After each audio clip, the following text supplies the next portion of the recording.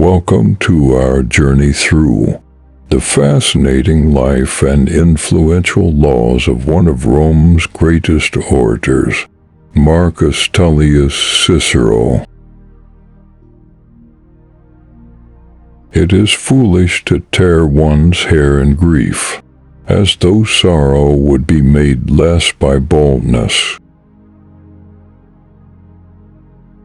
Boastful speeches are the first sign of weakness, and those who are capable of great things keep their mouths shut. The life of the dead is set in the memory of the living. If you have no confidence in self, you are twice defeated in the race of life with confidence. You have won even before you have started. Your enemies can kill you, but only your friends can hurt you. If we are not ashamed to think about it, we should not be ashamed to say it. Any man can make mistakes, but only an idiot persists in his error. The shifts of fortune test the reliability of friends. I prefer the most unfair peace to the most righteous war. In times of war, the law falls silent. Kindness is stronger than fear. The authority of those who teach is often an obstacle to those who want to learn. While there's life, there's hope. Endless money forms the sinews of war. The greatest victory is victory over yourself. A friend is a second self. I am never as busy as during my leisure hours. Silence is one of the great arts of conversation. The causes of events are ever more interesting than the events themselves. We must not say every mistake is a foolish one. Law applied to its extreme is the greatest injustice. Books, our unfailing companions, spice up your speech with humor. A man of faith is also full of courage. The life given us by nature is short, but the memory of a well-spent life is eternal. Freedom is participation in power. The reward of friendship is friendship itself. You can't love either the one you're afraid of or the one who's afraid of you. Diseases of the soul are more dangerous and more numerous than those of the body. Impunity is the greatest encouragement of crime. In the world there is nothing better and more pleasant than friendship.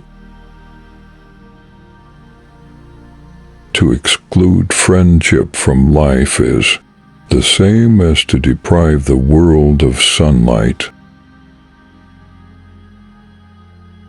Though silence is not necessarily an admission, it is not a denial either. The function of wisdom is to discriminate between good and evil. Nothing stands out so conspicuously or remains so firmly fixed in the memory as something which you have blundered. We are bound by the law so that we may be free. He who has money cannot be punished. Order is most helpful for clear assimilation. In all matters before beginning, diligent preparation should be made. Every man can tell how many goats or sheep he possesses, but not how many friends.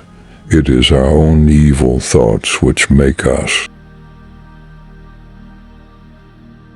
Freedom will bite back more fiercely when suspended than when she remains undisturbed. To study philosophy is nothing but to prepare oneself to die. A happy life consists in tranquility of mind.